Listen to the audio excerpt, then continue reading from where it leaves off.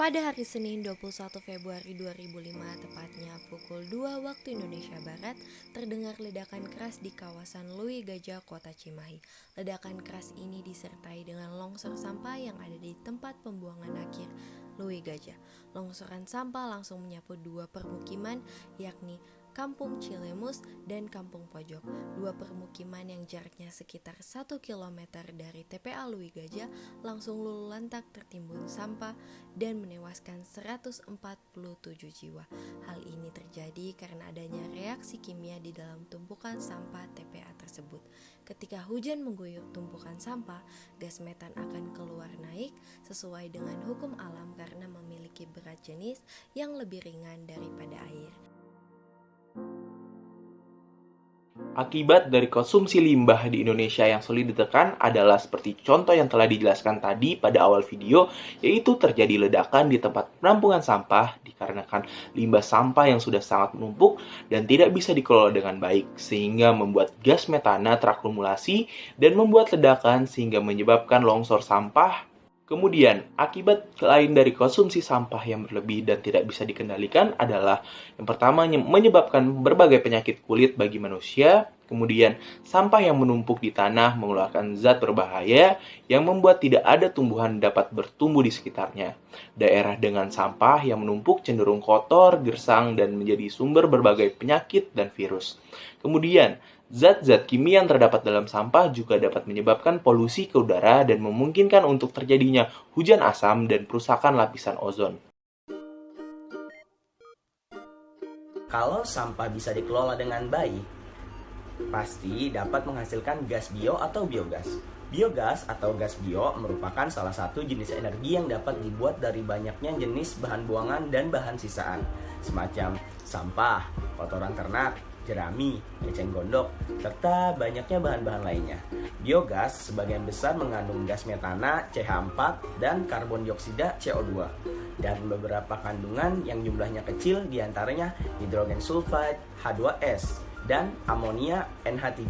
Jadi sampah itu tuh merupakan sumber dari emisi gas metana dan dapat dijadikan sebagai energi dengan menggunakan cara sistem sanitary landfill, yaitu di mana gas metana itu yang dihasilkan dikumpulkan dengan dihisap menggunakan pompa hisap melalui sistem perpipaan gas yang ditanam di dalam sampah.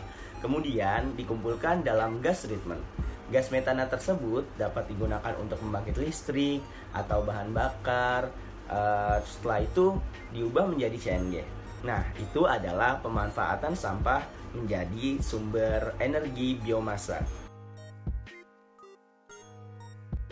Oke, dari beberapa pemaparan tadi, sebenarnya apa sih yang harus kita lakukan supaya musibah ini, bencana ini, dan juga dari sampah ini bisa kita tekan, dan juga terlebih dari sampah ini bisa kita manfaatkan.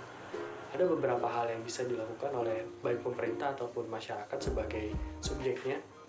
Dari pemerintah yaitu yang pertama, mengedukasi para masyarakat mengenai betapa pentingnya sih kita untuk saling melindungi, baik melindungi sesama manusia ataupun kita menjaga lingkungan kita.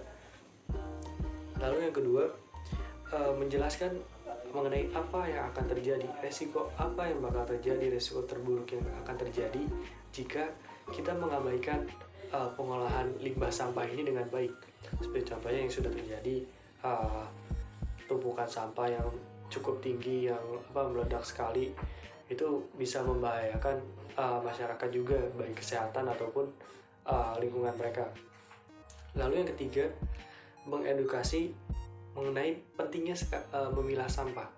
Seperti yang kita ketahui, masyarakat kita masih cukup malas untuk memilah sampah. Jadi memilah sampah baik organik, non-organik, dan lain-lainnya, supaya dari pemerintah dan tempat pembuangan sampah akhir itu bisa mengolahnya dengan baik.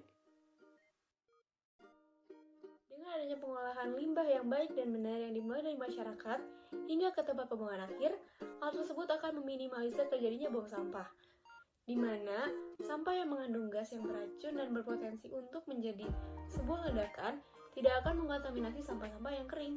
Di sisi lain, pemanfaatan limbah makanan yang menjadi energi biomasa adalah upaya untuk menekan angka food waste di Indonesia yang masih tinggi dan belum menemukan titik terangnya.